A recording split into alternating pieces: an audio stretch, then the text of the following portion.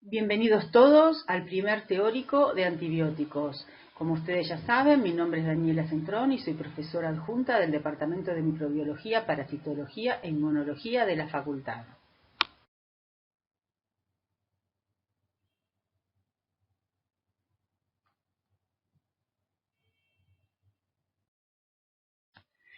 El objetivo general de esta primera clase es introducirnos en los conceptos básicos de la problemática de la resistencia antibiótica. Para ello vamos a describir primero las generalidades del uso de los antibióticos y enfocándonos siempre en la problemática de la resistencia. Tengan en cuenta que en otras materias, como fármaco, van a ver toda la parte farmacológica y también de uso de los antibióticos, y en infectología, cuando ustedes la cursen, van a ver toda la parte de tratamiento. Entonces, en la cursada de microbiología, lo que vamos a resaltar en la parte de antibióticos es los métodos de detección de sensibilidad y resistencia por parte de las bacterias a los antibióticos, así como los mecanismos de resistencia a antibióticos. Entonces, vamos a empezar haciendo una breve reseña de la parte histórica de los antibióticos. Vamos a describir, digamos, de manera apenas superficial, los mecanismos de acción de las familias de antibióticos. Vamos a comprender la dinámica de la adquisición de los determinantes de resistencia a antibióticos. Vamos a conocer los métodos de determinación de la susceptibilidad a los mismos y vamos a conocer los conceptos al final de la clase del uso racional de antibióticos. Como ustedes ya saben, hay cientos de millones de especies bacterianas que viven en casi todos los hábitats del planeta. Y tan solo un centenar de especies bacterianas causan infecciones patogénicas en el ser humano. Sin embargo, cuando uno ve lo que ocurre en los centros de atención de salud, se ve que las 2/3 partes de las consultas en los consultorios externos tienen relación directa o indirecta con lo infectológico, incluyendo virus, bacterias, parásitos y hongos. Era usual, antes de la era antibiótica, que millones de personas fallecieran en nuestro planeta debido a las infecciones bacterianas. Cuando se descubrió y se empezó a administrar la penicilina en la década del 40, se consideró que era un evento excepcional y que iba a salvar a los seres humanos de todo tipo de infección bacteriana. De hecho, se sabe hoy que los antibióticos modificaron la vida humana y aparecían carteles en la calle, como este que ustedes ven acá, donde dice que la penicilina cura la gonorrea en solo 4 horas.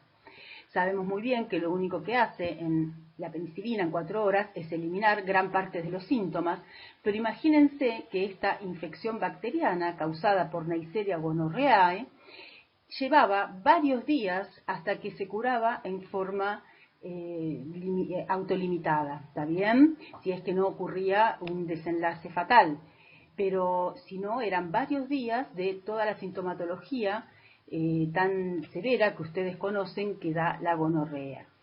Entonces, el nombre que recibieron los primeros antibióticos cuando empezaron a ser administrados fue el de balas milagrosas. Vamos a empezar a conocer los términos adecuados en el área esta de la antibioticoterapia. Entonces, hablamos de un quimioterápico que se utiliza cuando se refiere a antimicrobianos, pero también se refiere a cualquier fármaco que pueda servir para la terapéutica de cualquier tipo de patología. ¿Está bien?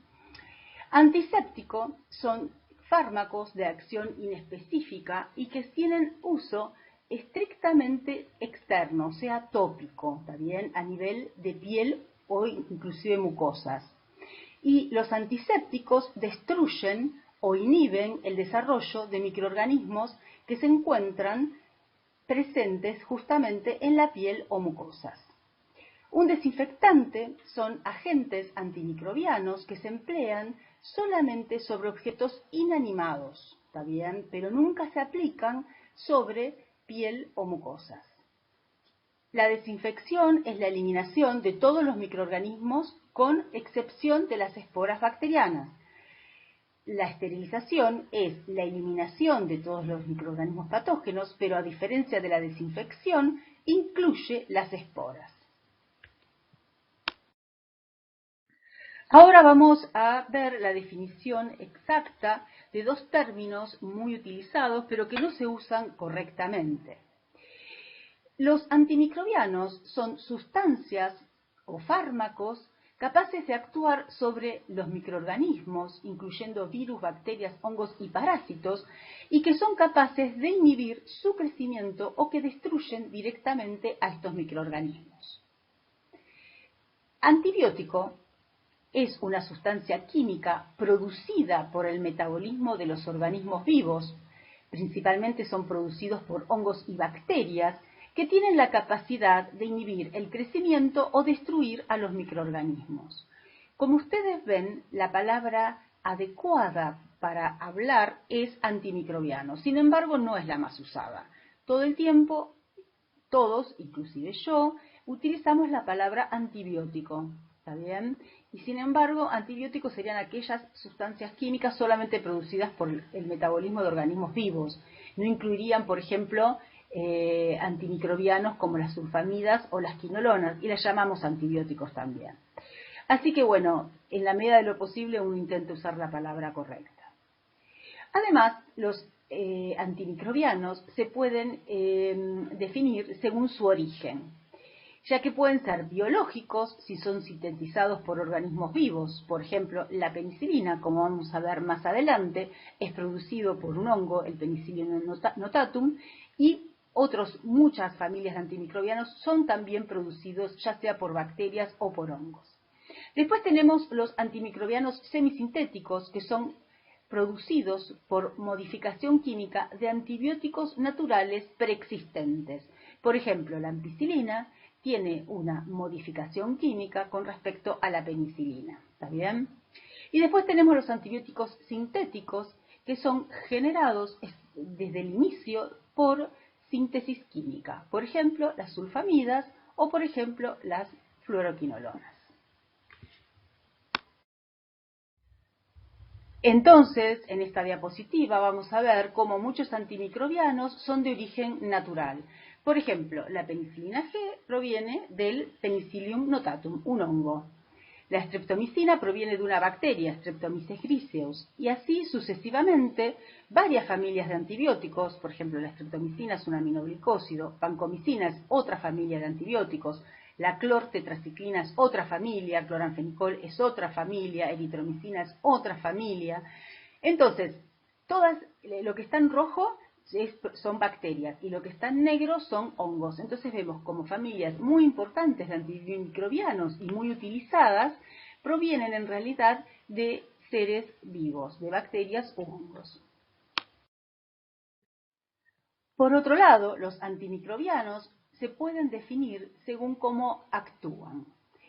Antimicrobianos bacteriostáticos son aquellos que inhiben el crecimiento del microorganismo, o sea, no lo matan, no lo lisan, simplemente inhiben el crecimiento del microorganismo. Bactericidas son aquellos antimicrobianos que matan a los microorganismos sin necesidad de destruirlos o lisarlos, ¿está bien? Por otro mecanismo. Y los bacteriolíticos son aquellos antimicrobianos que matan a los microorganismos por lisis. Obviamente, los antimicrobianos bacteriostáticos, cuando son administrados a un paciente, inhiben el crecimiento del microorganismo y lo que se espera es que la respuesta inmune del paciente sea la que finalmente elimine y destruya al microorganismo. Cada antimicrobiano tiene un espectro de acción, lo cual nos indica a cuánta cantidad de especies bacterianas es capaz de ejercer un efecto sobre ellas.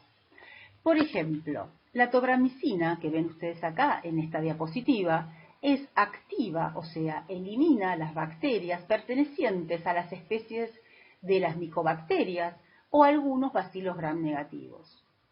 Por ejemplo, las polimixinas es una familia de antibióticos que inhibe el crecimiento de algunos bacilos gram negativos, nada más. Entonces tenemos algunos antimicrobianos que se llaman de espectro reducido, que sería, por ejemplo, el caso de estas polimixinas, hay muchos más, esto es simplemente un ejemplo, u otros que son antimicrobianos de espectro ampliado, como por ejemplo la tetraciclina, que ustedes pueden ver en esta diapositiva, que es activa frente a riquechas, clamidias, bacilos gram positivos y muchos bacilos gram negativos. El primer antimicrobiano descrito fue la penicilina y fue descubierta por Alexander Fleming en la década del 20 y él la encontró de una manera azarosa, pero hizo el razonamiento correcto. Él, como ustedes ven acá, lo que hizo fue plaquear en una placa de Petri un cultivo de Staphylococcus aureus.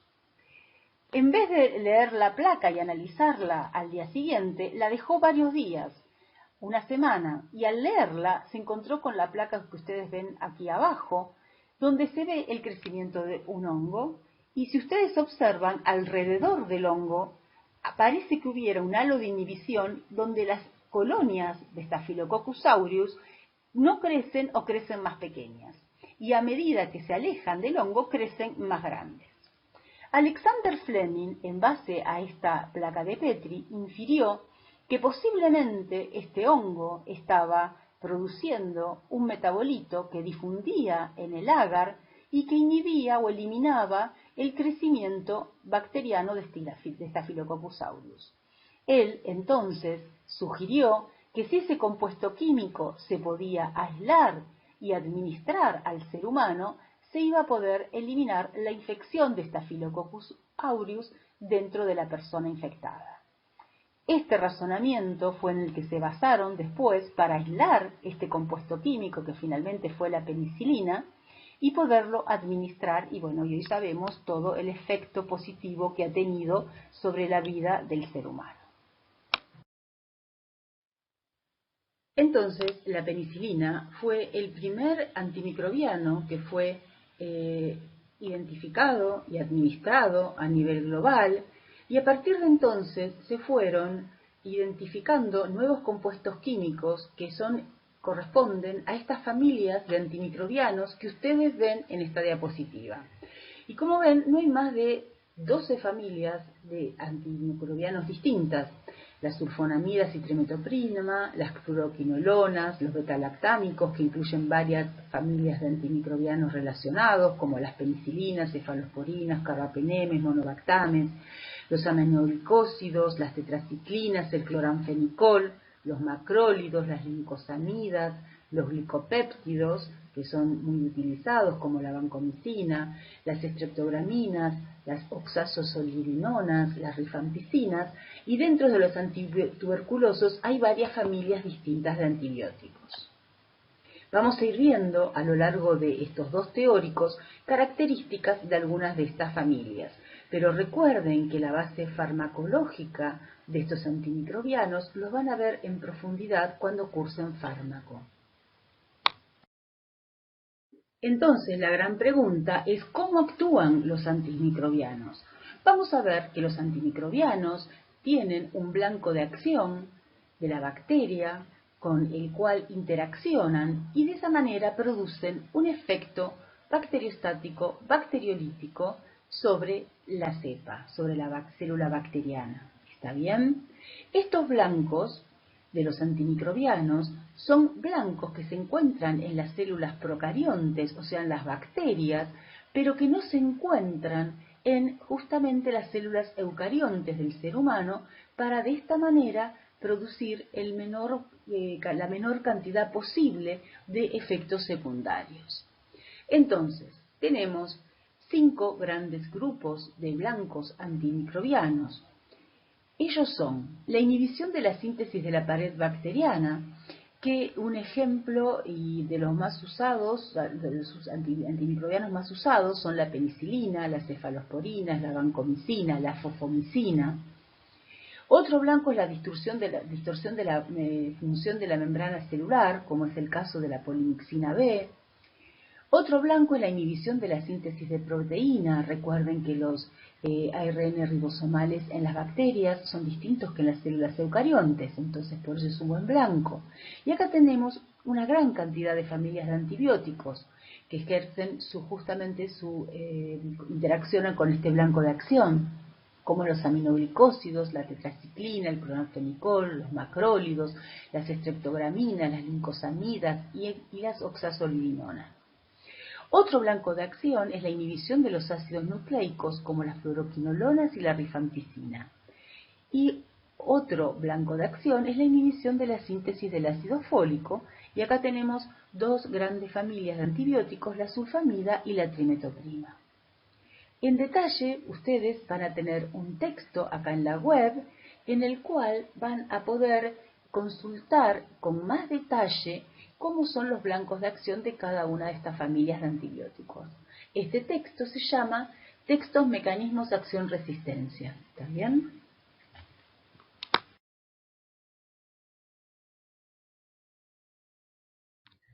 Entonces, hasta acá estuvimos viendo cómo se fueron desarrollando fármacos, compuestos químicos, que son utilizados como antimicrobianos contra las bacterias, de tal manera que ante una infección bacteriana, estos antimicrobianos pueden eliminar a las bacterias. Sin embargo, las bacterias a lo largo de esta era antibiótica han ido adquiriendo y desarrollando mecanismos de resistencia a los antimicrobianos. Esta evolución, esta adaptación, tiene que pensarla ustedes como algo más que natural dentro del mundo bacteriano, ya que las bacterias fueron los primeros seres vivos y se han ido adaptando a todo tipo de hábitat. ¿Está bien? Entonces, cuando llegó la era antibiótica, se adaptaron también al ambiente intrahospitalario y al hábitat donde hay justamente gran presión de antimicrobianos, que son los hospitales. De esta manera se fueron seleccionando las cepas resistentes y los linajes bacterianos con comportamiento epidémico, que son aquellos capaces de adquirir muchos genes de resistencia a antimicrobianos en una misma célula y además persistir en el ambiente hospitalario. Hoy en día tenemos distintos fenotipos de resistencia. De hecho, hay muchos antibióticos que decimos que están muertos porque casi ya no se pueden utilizar. Tenemos el fenotipo multidroga resistente, que nos referimos a las cepas, aquellas cepas que han adquirido resistencia antimicrobiana en al menos un antibiótico en 3 familias distintas de antimicrobianos. El fenotipo XDR o de extrema resistencia antimicrobiana es cuando la cepa ha adquirido determinantes de resistencia a antimicrobianos en al menos un antibiótico en todas las familias menos 2 familias de antimicrobianos. El fenotipo PDR o de pandroga resistencia antimicrobiana son aquellas cepas que han adquirido determinantes de resistencia a todos los antimicrobianos en todas las familias de antimicrobianos. O sea, que para los fenotipos de pandroga resistencia no hay alternativas terapéuticas. Y este tipo de cepas se aíslan en varios hospitales de nuestro país. Obviamente esta es una característica global. En todos los hospitales del mundo se aíslan cepas pandroga resistentes, lamentablemente. Con respecto a los inicios de la detección de la resistencia antimicrobiana, nos encontramos ante un hecho muy particular desde el punto de vista científico. En los inicios de la administración de antibióticos, o sea, en la década del 40, no se pudo predecir que iban a surgir cepas resistentes a un antibiótico. Entonces, cuando surgió la primera resistencia antibiótica, que fue la resistencia a la penicilina en la especie de Staphylococcus aureus, la comunidad científica estuvo muy sorprendida, ¿de acuerdo? Posteriormente, en la década del 50, la comunidad científica tampoco pudo predecir la multidroga resistencia bacteriana. Ese evento también fue algo que llamó poderosamente la atención y, por supuesto, desde esos momentos es que se empezó a estudiar a nivel molecular, funcional e infectológico la problemática de la resistencia antimicrobiana. Es así como, por ejemplo, en el año 1960, cuando un científico un médico recibió el premio Nobel, él dijo que los países civilizados, como ustedes ven acá, no iban a tener más enfermedades infecciosas de ningún tipo gracias al descubrimiento y al desarrollo y administración de antimicrobianos. Miren qué lejos que estamos hoy de esto, en que nos afrontamos a la extrema droga resistencia e incluso a la pandroga resistencia en los aislamientos clínicos a nivel global. Y como ustedes saben, la OMS considera, además de estudios matemáticos, modelados matemáticos que lo avalan, que para la década del 50 va a haber más muertes debidas a la problemática de la resistencia antimicrobiana que a otro tipo de patologías como cardiológicas o inclusive oncológicas. Entonces, en la clase de hoy, lo que vamos a ver en detalle es cuáles son los mecanismos que llevan a las bacterias a adquirir mecanismos de resistencia a antibióticas y a propagarse en el ambiente intrahospitalario y también en los pacientes de la comunidad. Los eventos más importantes que vamos a analizar y estudiar son los de la transferencia horizontal genética, la selección de clones con comportamiento epidémico y el uso racional de antimicrobianos. Estos tres mecanismos son los que inciden en la diseminación y en el aumento de la resistencia antimicrobiana.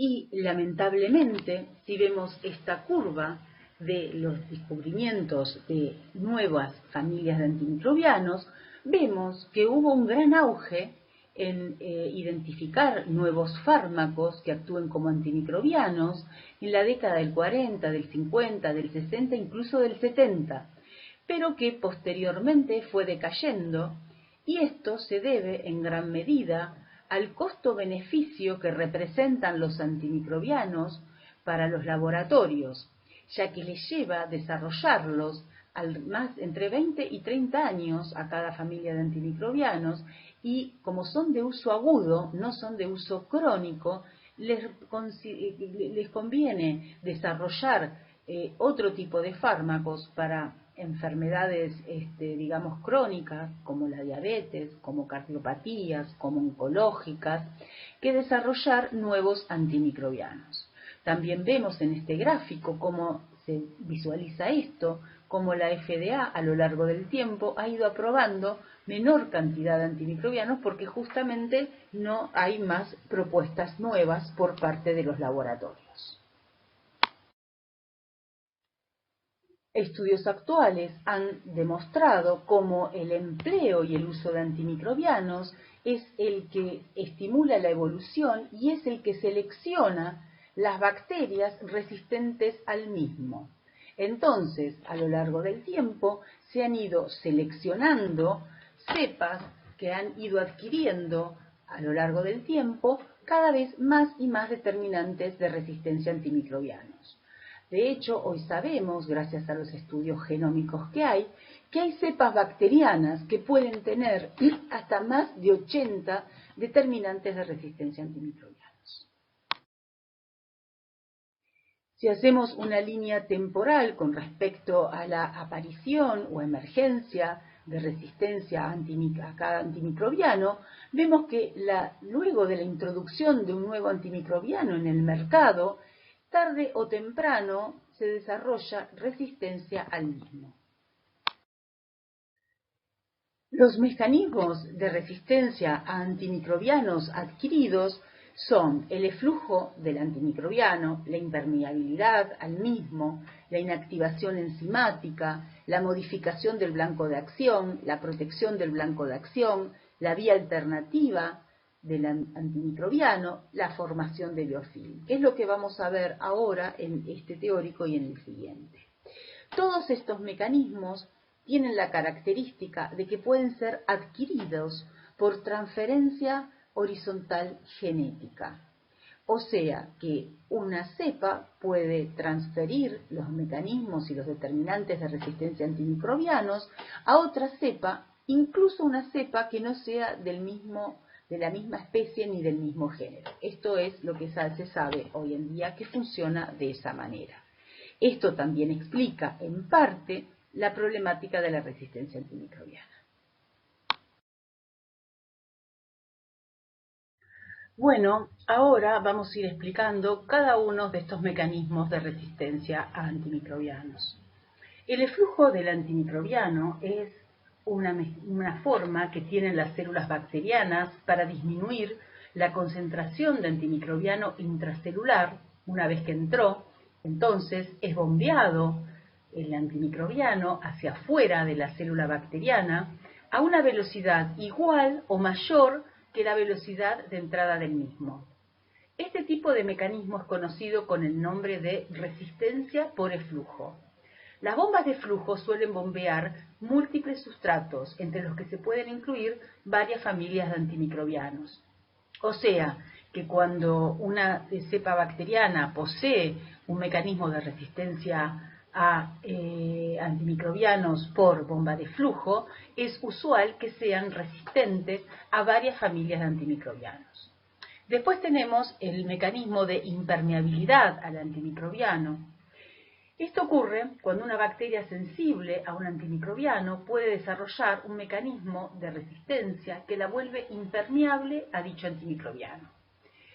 Los antimicrobianos tienen que entrar a su blanco para poder llegar a su blanco de acción, ¿no es cierto? Entonces, en el caso, por ejemplo, que lo vamos a tomar siempre como modelo de los antibióticos betalactámicos, estos antibióticos tienen que penetrar, en el caso de las bacterias gram negativas, a través de las porinas que se encuentran en la membrana externa, llegar al espacio periplásmico y allí interaccionar con su blanco de acción, que pueden ser carboxipeptidasas, distintos tipos de proteínas, digamos, asociadas a la membrana citoplasmática que están involucradas en la síntesis del péptido glicano, interaccionan con esos blancos de acción y producen entonces la bactericidia sobre la cepa bacteriana, ¿no es cierto? Entonces, en este mecanismo lo que ocurre es que el antimicrobiano no puede penetrar a la célula bacteriana debido a que ocurren mutaciones en las porinas, que son las que forman estos canales que permiten la entrada del antimicrobiano. Entonces se producen mutaciones en los genes de las porinas que inhiben, que cierran ese canal. Se habla entonces de resistencia por impermeabilidad adquirida. El ejemplo más común es la resistencia por impermeabilidad que involucra una mutación, como les decía, en los genes que codifican las porinas. Obviamente este ejemplo de mecanismo de resistencia es de bacterias gram negativas, que son las que poseen la membrana externa. Cada cepa tiene varias porinas que permiten la entrada de diferentes sustratos. La mutación en un gen que codifica para una porina, lo cual determina una carencia del canal formado por la porina salvaje, o sea, aquella originaria de la cepa clínica, vuelven a estas mutantes impermeables. Por ejemplo, las pueden volver impermeables a la cepa bacteriana, a varios antibióticos betalactámicos, incluyendo cefalosporinas y carbapenenes. Estas mutaciones de los genes de las porinas pueden surgir incluso durante el tratamiento antibiótico en un episodio de infección, lo cual obviamente dificulta el tratamiento antimicrobiano del paciente. En muchos casos, las alteraciones de la permeabilidad originan lo que se llaman resistencias antimicrobianas pleiotrópicas, esto es, aquellas que afectan simultáneamente a distintas familias de antimicrobianos no relacionados desde el punto de vista farmacológico por un mismo mecanismo de acción. Un ejemplo de ello ocurre en la especie Escherichia coli.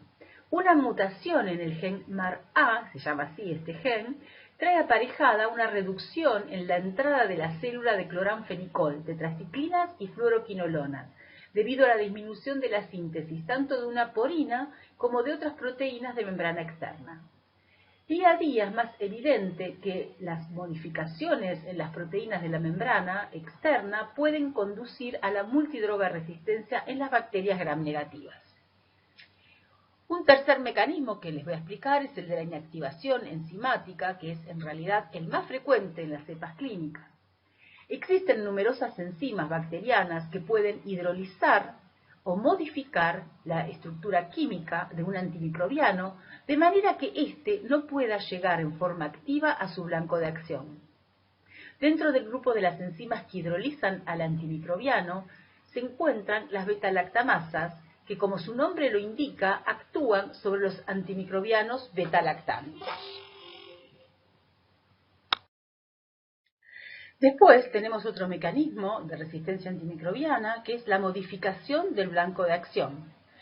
En este caso, el blanco de acción, como en este ejemplo que ustedes ven acá, el antimicrobiano puede llegar hasta el blanco de acción, pero no lo reconoce porque éste se ha modificado desde el punto de vista químico, y entonces, aunque sigue siendo funcional y cumpliendo la función necesaria dentro de la célula bacteriana, este cambió su conformación química y no es reconocido más por el antimicrobiano, con lo cual el antimicrobiano no encuentra su blanco de acción y no puede ejercer su efecto bactericida o bacteriostático sobre la célula bacteriana. Este es un mecanismo común frente a antibióticos betalactámicos, aminoglucósidos, tetraciclinas, cloranfenicol, eritromicina, lincosamidas, sulfamidas, quinolonas, trimetoprima, vancomicina y rifampicina. Como vemos, varias familias de antimicrobianos. Entonces, varios de estos mecanismos incluyen la modificación del blanco de acción de tal manera que no se puede unir al antimicrobiano. Este mecanismo puede ser codificado por genes tanto plasmídicos como cromosómicos. El mecanismo de protección del blanco de acción es cuando en la célula bacteriana se protege de alguna manera el blanco de acción del antimicrobiano. Por ejemplo, en los ribosomas hay genes que codifican para la metilación en un punto del ribosoma que corresponde a la entrada del conducto por el cual tienen que pasar antimicrobianos como macrólidos, clindamicina o streptogramina B para llegar a su blanco de acción. Al encontrarse metilado ese conducto, estos antimicrobianos no pueden llegar a su blanco de acción, por eso este mecanismo se llama protección del blanco de acción. Otro mecanismo también relativamente frecuente es el de la vía alternativa del antimicrobiano o desvío metabólico. El ejemplo más usual que uno explica es el de la resistencia a las sulfamidas y a la trimetoprima. El blanco de acción de estos antimicrobianos es la formación del ácido fólico, ¿no es cierto? Que en las bacterias sabemos que son varios procesos en donde están involucrados varias enzimas que son las que actúan sobre distintos sustratos. Entonces, en el caso de la trimetoprima, por ejemplo, su blanco de acción es una enzima que es la dihidrofólico reductasa, la cual convierte al ácido dihidrofólico en ácido tetrahidrofólico. Cuando la trimetoprima se une porque tiene una gran afinidad a esta enzima, se inhibe la formación del ácido tetrahidrofólico. De la misma manera, las sulfamidas tienen una gran afinidad por la tetrahidroteorato sintetasa, que es la que convierte el PABA en ácido dihidrofólico. Al unirse la sulfamida a esta enzima, a la tetrahidroteorato sintetasa, se va a inhibir la formación del ácido dihidrofólico y de esta manera, finalmente, se inhibe la formación del ácido fólico, que es esencial para la sobrevida de la bacteria.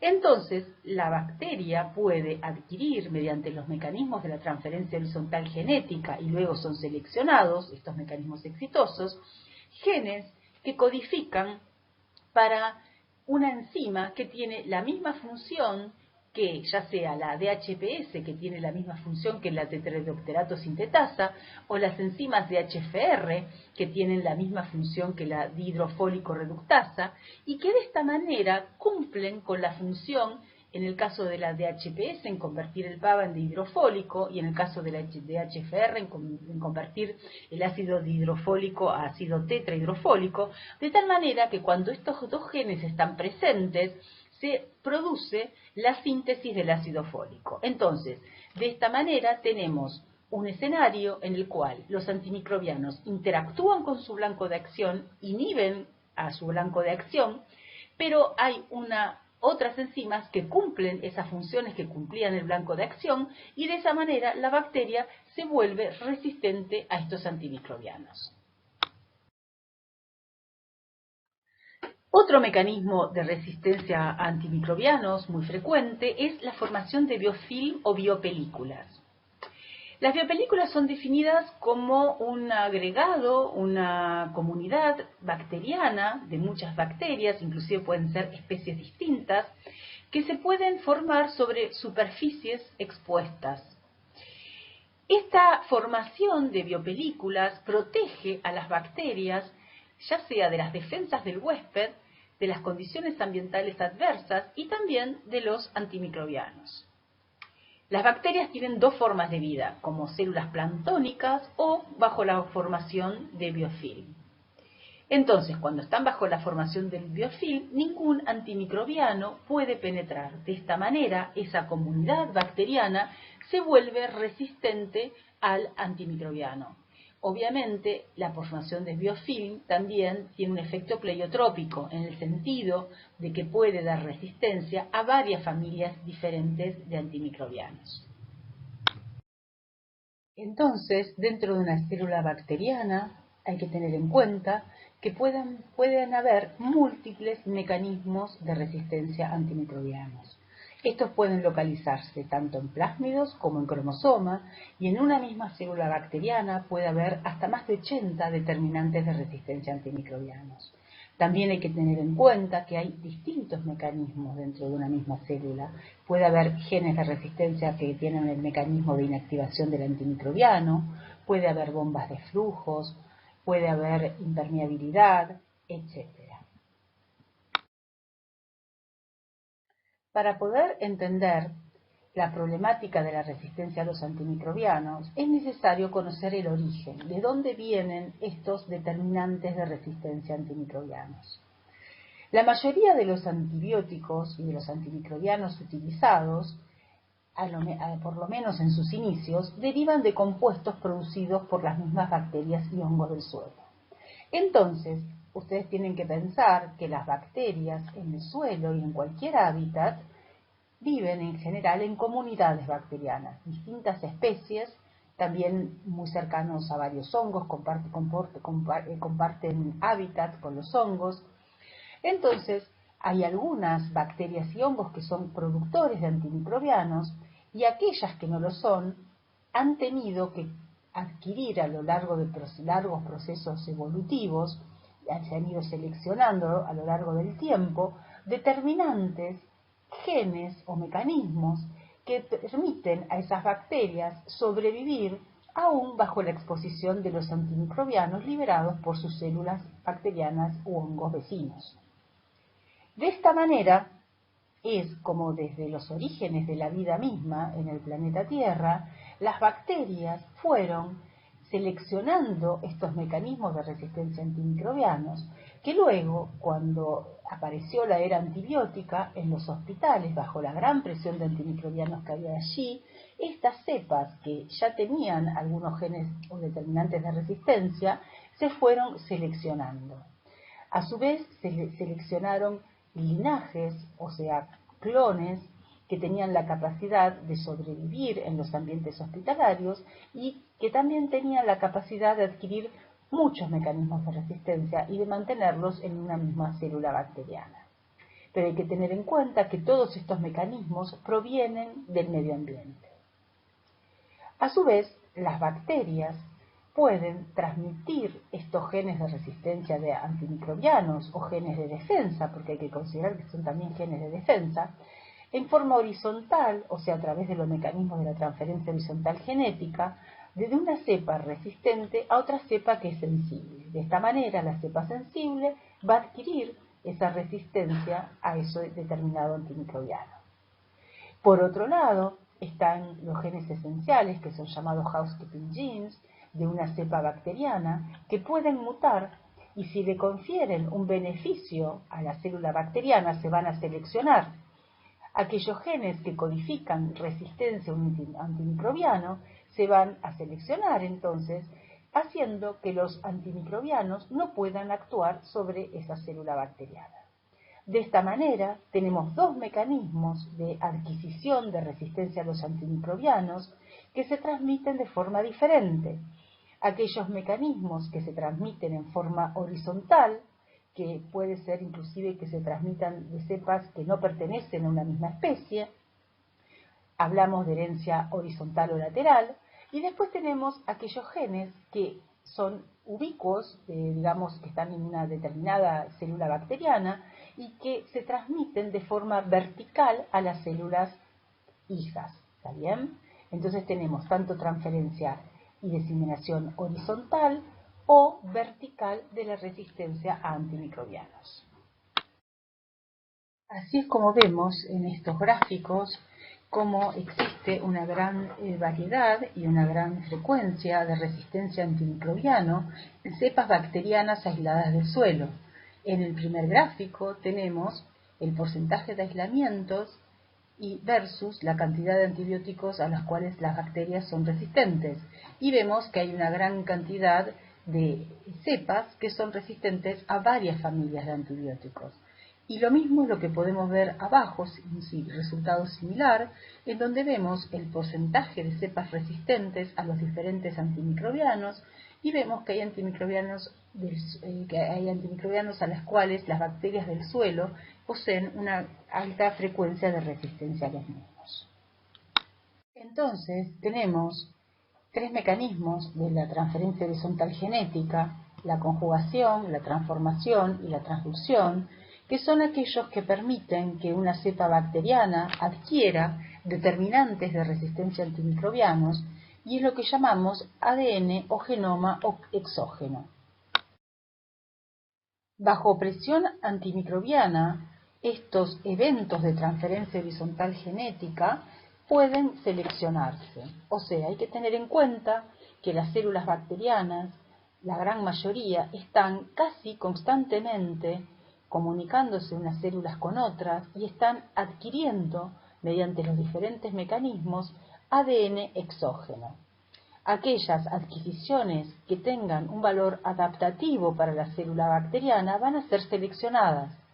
El caso más paradigmático es, por ejemplo, la adquisición de plásmidos de resistencia a antimicrobianos por una célula que se encuentra en la clínica, y eso, bajo presión antimicrobiana, es seleccionado de tal manera que las cepas, las células bacterianas que no poseían ese plásmido, que tenía el determinante de resistencia a antimicrobianos, van a fallecer, mientras que las que tenían ese plásmido de resistencia van a ser seleccionadas y van a sobrevivir en el hábitat nosocomial.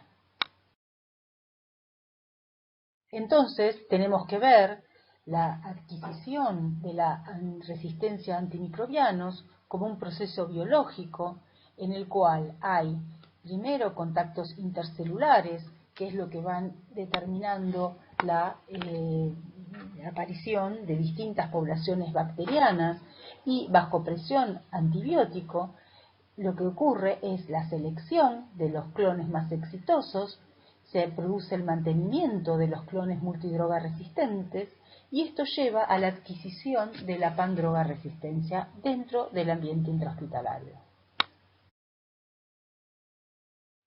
Siempre tienen que tener en cuenta es que hay dos tipos de resistencia a antimicrobianos. Está la natural, que es la propia del microorganismo, y la adquirida. La adquirida es aquel tipo de resistencia a antimicrobianos que determinada especie fue adquiriendo a lo largo del tiempo.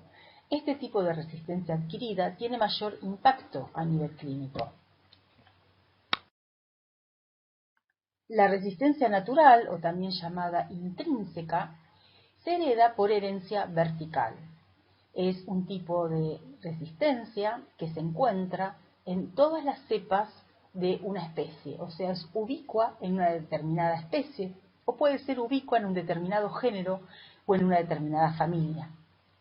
Los ejemplos que vamos a contar hoy es el ejemplo de Pseudomonas aeruginosa, y también vamos a ver la resistencia a la vancomicina por las bacterias gram negativas. En el caso de la resistencia natural de Pseudomonas aeruginosa, acá vemos un gran listado de antibióticos pertenecientes a distintas familias, a los cuales esta especie es resistente natural. O sea, es resistente natural a los no beta-lactámicos, que incluyen cloranfenicol, tetraciclinas, macrólidos, glicopéptidos, cotrimetoxazol, y a las viejas quinolonas. Y a su vez es resistente natural a varios beta-lactámicos, incluyendo aminopenicilinas más inhibidores, cefalosporinas de primera y segunda generación, cefoxitina, y aunque presenta sensibilidad in vitro, da resistencia in vivo a la cefotaxima y a la ticarcilina clavulánico. Otro ejemplo de resistencia natural es de las cepas de bacterias gram negativas, que son todas resistentes a la vancomicina. Otro ejemplo de resistencia intrínseca es la resistencia a la vancomicina en las bacterias gram negativas. La vancomicina, como todos los glicopéptidos, tienen como blanco de acción la interacción del antimicrobiano con el dipéptido de ala, que forma parte del proceso de la síntesis de la pared bacteriana. La pared bacteriana empieza a sintetizarse dentro del citoplasma. Son varias reacciones metabólicas involucradas, las cuales finalizan en la formación de un pentapéptido. Este pentapéptido pasa a través de la membrana citoplasmática, a través de un carrier lipídico, el cual lo expone hacia el exterior.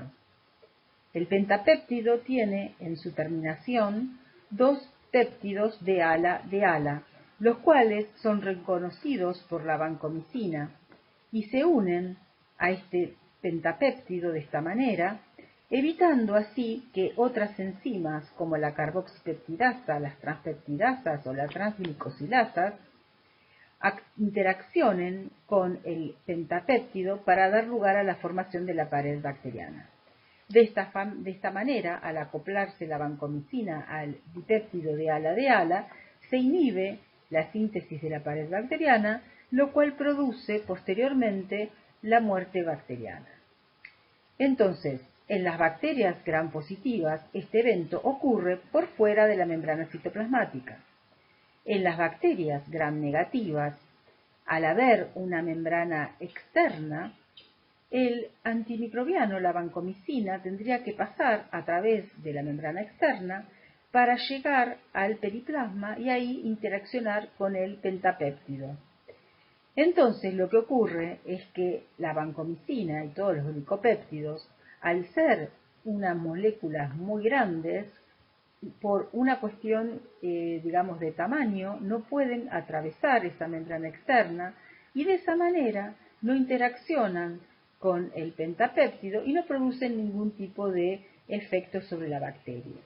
De esta manera, todas las bacterias gram negativas, que obviamente poseen membrana externa, van a ser resistentes naturales a los glicopéptidos y obviamente esto incluye a la vancomicina.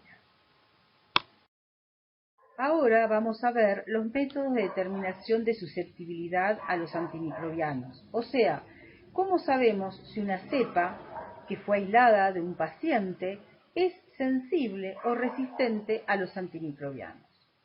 Obviamente el primer paso más importante es tomar la muestra clínica del paciente, del sitio que sea el óptimo para poder aislar a la bacteria causante de la infección.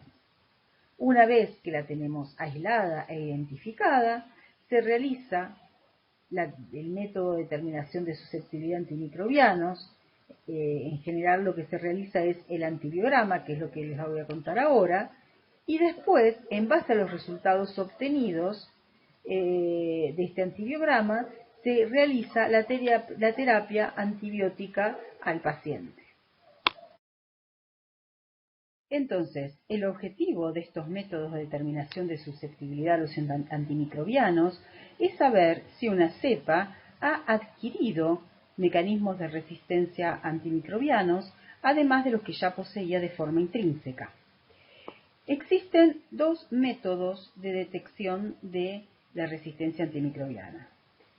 Uno es el antibiograma, también se lo llama el método de Kirby-Bauer. El antibiograma se realiza de rutina en todos los laboratorios de los hospitales de nuestro país. Es un método que está puesto a punto, estandarizado, para todo tipo de bacterias de crecimiento rápido, y también se encuentra estandarizado para Neisseria meningitidis, Streptococcus pneumoniae y Haemophilus influenzae. Para hacer el antibiograma se usan placas de Petri, en el cual se pone agar Müller-Hinton, y sobre este agar Müller-Hinton se depositan los discos de antibiótico, como ustedes ven acá en la figura, que tienen una concentración que está estandarizada. Antes de colocar estos discos, se siembra en el agar Müller-Hinton un inóculo, también cuyo valor está estandarizado, de la cepa en la cual se va a investigar la susceptibilidad a antimicrobianos, de tal manera que al sembrarlas hace lo que se llama un césped bacteriano, de tal manera que queda toda la placa con la posibilidad de que crezcan las bacterias. Después se depositan a una distancia también convenida los discos que están impregnados con los distintos antibióticos, y esta placa se deja a temperatura de 37 grados durante 18 horas. A las 18 horas lo que se hace es leer el antibiograma. Y entonces vamos a tener acá la figura de la derecha, en donde vamos a tener discos en los cuales las bacterias llegaron a crecer hasta su confluencia, y otros discos en los cuales se forma lo que se llama un halo de inhibición. Entonces, esta bacteria lo que nos está diciendo es que esta cepa bacteriana es seguramente sensible a algunos antibióticos y resistente a otros. ¿Está bien? Lo que se hace a las 18 horas es leer este halo de inhibición. Leerlo significa medirlo a este diámetro, y se compara el valor de cada halo, el diámetro de cada halo, con una tabla que nos indica si ese halo de inhibición corresponde a un valor de susceptibilidad, de resistencia o de susceptibilidad intermedia a cada antibiótico. De esta manera, en los laboratorios de bacteriología de los hospitales van a informar si la cepa en estudio, en este caso el ejemplo de Escherichia coli, es sensible a cada uno de los diferentes antimicrobianos a los cuales fue testeada. El otro método de determinación de susceptibilidad a antimicrobianos es el de determinación de la concentración inhibitoria mínima o SIM. Este es considerado el método de referencia. Se le puede hacer a cualquier cepa y a cualquier especie bacteriana, o sea que no depende si es de crecimiento rápido o lento. Obviamente en las de crecimiento lento se deja más tiempo, pero se utiliza en realidad para cualquier tipo de especie bacteriana, y nos permite saber si una cepa bacteriana es sensible o resistente. Y esa interpretación se basa y está directamente relacionado con los valores que el antimicrobiano alcanza en suero. Para realizar la SIM se toma también un inóculo estudiado y se pone en medio líquido concentraciones crecientes en base 2 del antimicrobiano, y en cada uno de los tubos se va poniendo el mismo inóculo. La SIM se lee como la primer concentración de antibiótico en la cual no creció la cepa en estudio. Este es un método cuantitativo, ya que nos dice a partir de cuánta concentración de antibiótico esta cepa bacteriana incógnito es resistente al mismo. En cambio, el método que les expliqué anteriormente, el antibiograma, es un método cualitativo. Nos indica si una cepa es solamente sensible o resistente a un antimicrobiano, pero no nos indica a partir de cuál concentración. Recientemente es de interés a nivel sanitario realizar no solamente la SIM de los aislamientos de interés, sino también realizar lo que se llama la VIC. La VIC es la concentración inhibitoria mínima de la cepa bacteriana en estudio cuando se encuentra formando biofilm. Y aquí vemos en esta tabla cómo varía la VIC con respecto a la MIC. En el caso de la micacina, por ejemplo, acá ustedes pueden ver que los valores son mucho más grandes para la VIC que para la MIC. Lo mismo ocurre con respecto a la ceftazidima y así en general para casi todos los antibióticos. Esto lo que nos está indicando es que la cepa bacteriana, cuando está creciendo bajo forma de biofilm, en general presenta más resistencia a los antimicrobianos que cuando está creciendo en forma planctónica. Lo importante de estas metodologías es que tanto el antibiograma como la SIM tienen un valor predictivo.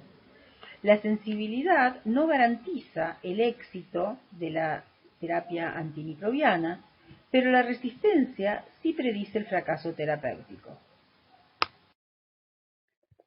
Actualmente, a nivel global, nos estamos enfrentando a varias problemáticas con respecto a la resistencia a los antimicrobianos. En casi todos los hospitales hay cepas de Enterococcus fecalis y Enterococcus faecium resistentes a la vancomicina. Hay emergencia en varios hospitales de Staphylococcus aureus resistentes a la vancomicina. Hay clones pandémicos muy exitosos de Acinetobacter baumannii, pandroga resistentes. Hay clones pandémicos también de Klebsiella pneumoniae, pandroga resistentes. Los más conocidos es el de Klebsiella pneumoniae, es el secuenciotipo 258, portador de la carbapenemasa KPC2. Hay también emergencia de Escherichia coli agregativa, con la toxina similgiga y con beta-lactamasas de espectro extendido del ambiente. Este es el brote que ocurrió de Escherichia coli enteroagregativa en Alemania, que surgió en Alemania y después diseminó en toda Europa, que eran cepas del ambiente que poseían la toxina similgiga y que además poseían una beta-lactamasa de espectro extendido. Por eso, al principio, cuando se empezaron a tratar a los pacientes de la comunidad con la antibioticoterapia tradicional, estos pacientes no mejoraban e incluso hubo decesos debido a estas infecciones. Entonces, acá podemos ver cómo cepas bacterianas que provienen del ambiente pueden causar a nivel comunitario un problema muy severo. También tenemos cepas pandrogas resistentes de Pseudomonas aeruginosa, hay cepas multidrogas resistentes de Mycobacterium tuberculosis. Actualmente nos estamos enfrentando a la resistencia a carbapenemes en las enterobacterias y también recientemente emergió resistencia a colistin transmisible por transferencia horizontal genética de cepas del ambiente a las cepas de la clínica. Entonces, por un lado vemos que hay resistencia a todos los antibióticos, a todas las familias de antimicrobianos que se administran hoy en día en la clínica, y que además vemos cómo hay una relación muy estrecha entre lo que pasa en el medio ambiente y lo que después nosotros detectamos en la clínica. La problemática de la multidroga resistencia antimicrobiana es una problemática que ya se la ha detectado como una gran amenaza desde hace varios años. Ya desde el año 1997 se reportó multiresistencia incluyendo todos los antimicrobianos que se usan para el tratamiento de la peste negra en un aislamiento clínico de Yersinia pestis. O sea, Yersinia pestis, como ustedes saben, es la bacteria causante de la peste bubónica o de la peste negra, que siglos atrás se considera que produjo un exterminio de la tercera o la mitad parte de la población europea. Actualmente, entonces, se han aislado cepas de Yersinia pestis, aisladas de pacientes, que tenían un plásmido conjugativo con varias resistencias a antimicrobianos, incluyendo los que se usan generalmente para combatir su infección. Y a partir del año 2011, la OMS, ha considerado a la multidroga resistencia antimicrobiana como un problema global, uno de los 3 problemas mayores a nivel global. Y año a año larga y promueve distintas campañas, pero básicamente lo que quieren transmitir es esta frase que yo les puse acá, donde lo que ellos dicen es que la resistencia a los antimicrobianos, si no actuamos hoy, no habrá cura mañana. Hay postulados matemáticos que predicen que para el año 2050 va a haber más muertes por resistencia antimicrobiana que por otras patologías, ya sean las cardiológicas o las oncológicas. La Organización Mundial de la Salud también en el año 2014 dijo que esta grave amenaza ya no es una predicción para el futuro, sino que está sucediendo en todas las regiones del mundo, con el potencial de afectar a cualquier persona de cualquier edad en cualquier país. O sea, eso es algo global. Y estos son valores de Estados Unidos, del CDC del año 2008, para que ustedes vean cómo ya había más muertes por año por infección intrahospitalaria que por cáncer, que por HIV o SIDA. Y esto fue hace ya más de 10 años.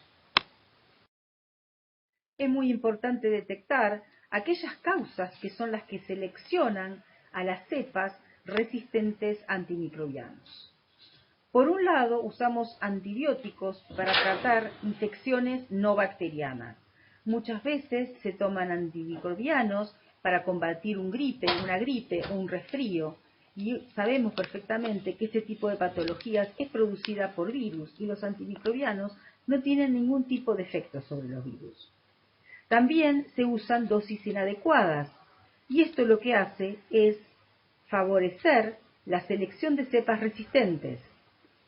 Al usar dosis inadecuadas, dosis menores, se permite que crezcan aquellas cepas que ya tienen algún tipo de mecanismo de resistencia.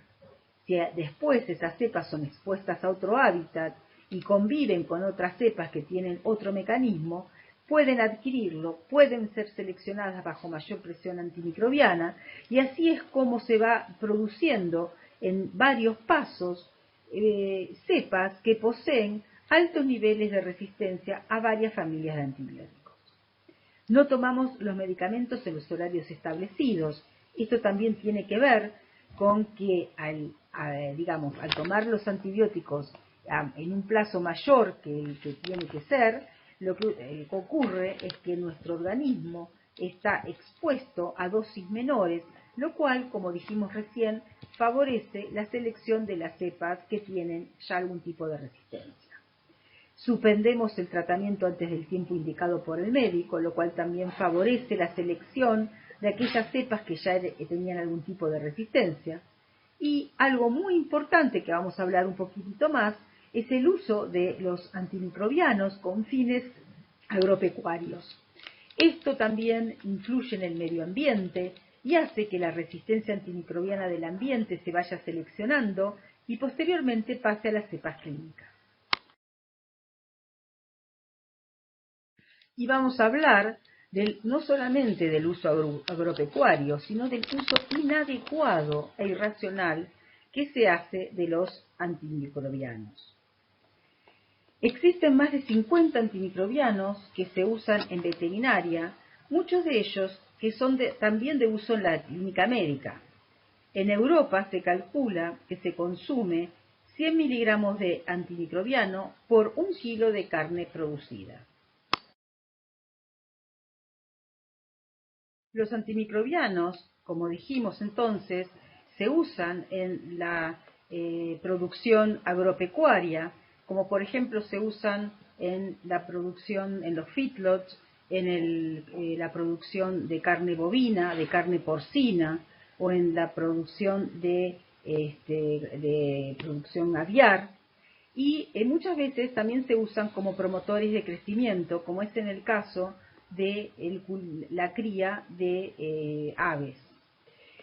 Más del 50% de los antimicrobianos que se venden a nivel mundial son usados en la producción de alimentos. O sea, no es solamente el antimicrobiano que se usa en la clínica médica, en el cual se hace uso y abuso y uso irracional del mismo, sino que hay que tener en cuenta que solamente eso corresponde al 50% de lo que se vende a nivel mundial. El resto, el otro 50% de los antimicrobianos que se venden son usados en la producción de alimentos.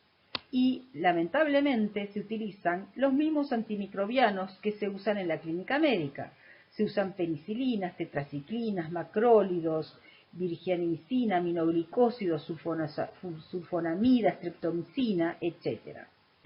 Hay estudios que demostraron que luego de la aplicación y del uso de los mismos a nivel agropecuario, en aves y ganado, enseguida aumentó la resistencia en la clínica médica. Este es el caso de las fluoroquinolonas, que se empezaron a utilizar en el año 87 y que a partir del 90 se empezaron a usar con fines agropecuarios y se vio un pico muy pronunciado de aumento de la resistencia a estos antimicrobianos en las cepas aisladas en la clínica médica.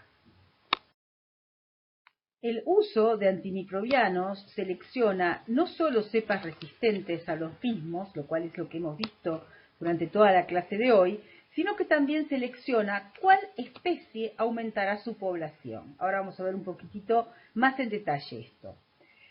¿Esto por qué ocurre? Ustedes tienen que pensar que a nivel intrahospitalario, en ese hábitat, conviven millones en realidad, de especies bacterianas distintas.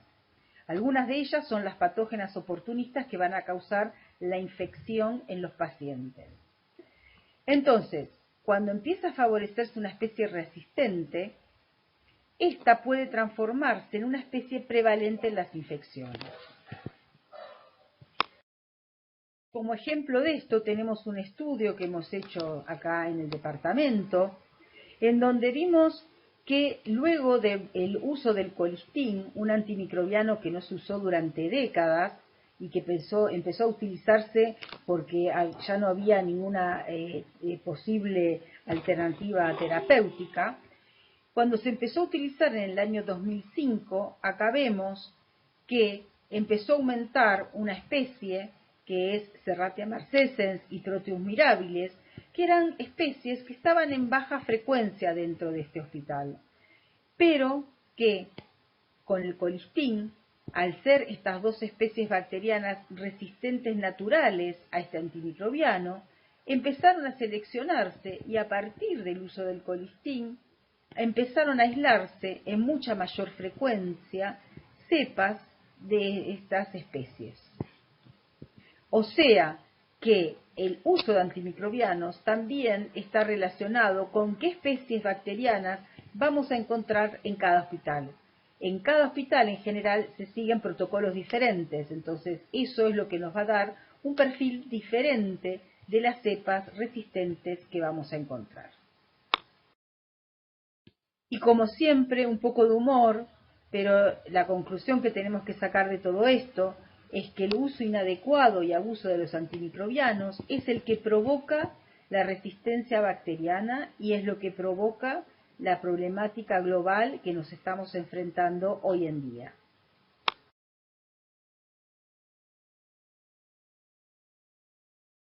La gran pregunta que todos tenemos es qué va a pasar en el futuro con las terapias de las enfermedades infecciosas. El desarrollo de nuevos antimicrobianos, como estuvimos viendo, está limitado porque a los grandes laboratorios no les interesa invertir en un fármaco de uso agudo, sino que invierten en fármacos que sean de uso crónico, como son aquellos fármacos relacionados a las cardiopatías, a las enfermedades oncológicas, a la diabetes.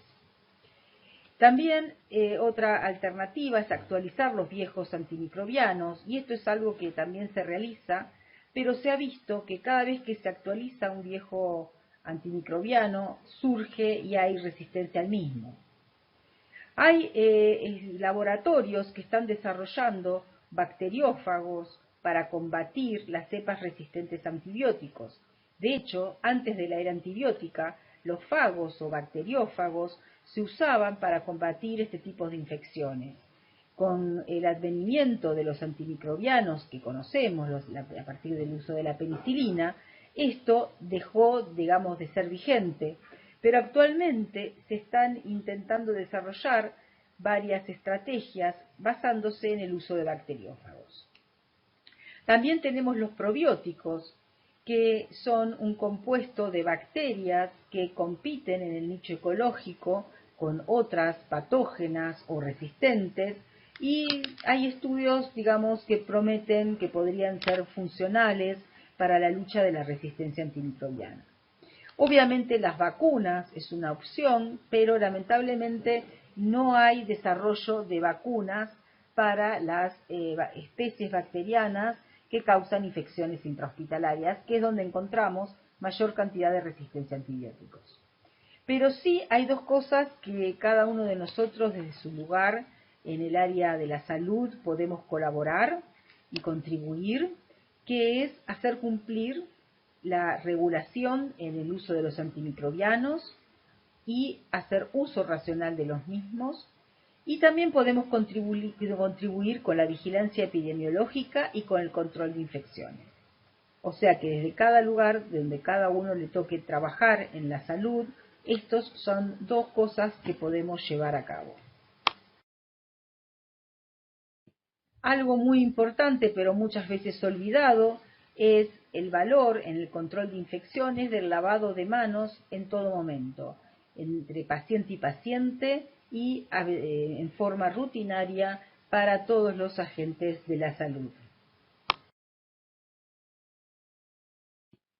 Actualmente ustedes van a encontrar en la web muchos artículos de investigación en donde se ha visto que el control de infecciones reduce no solo la tasa de infección, sino también la morbimortalidad asociada, en algunos casos en más del 50%.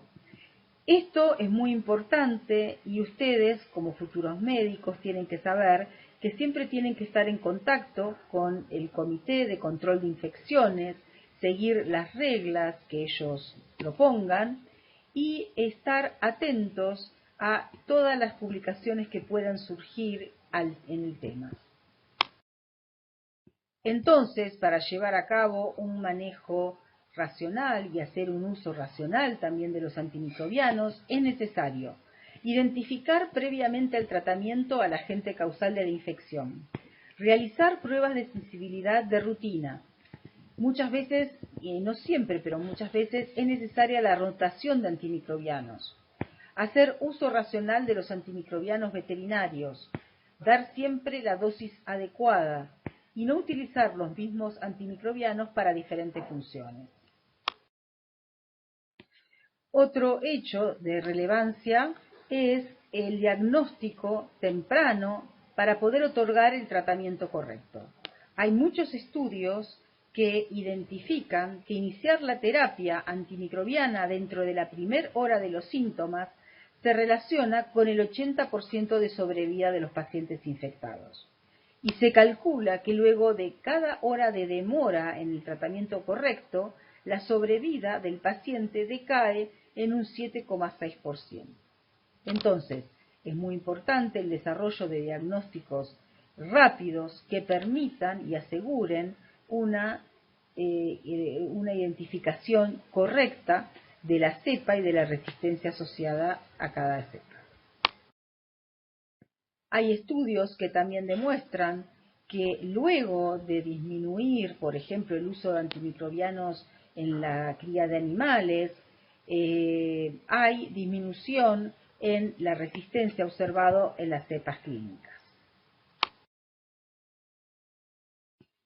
Y como corolario de todo esto, vamos a terminar la clase de hoy sabiendo que hay cepas bacterianas que solo crecen en presencia del antimicrobianos.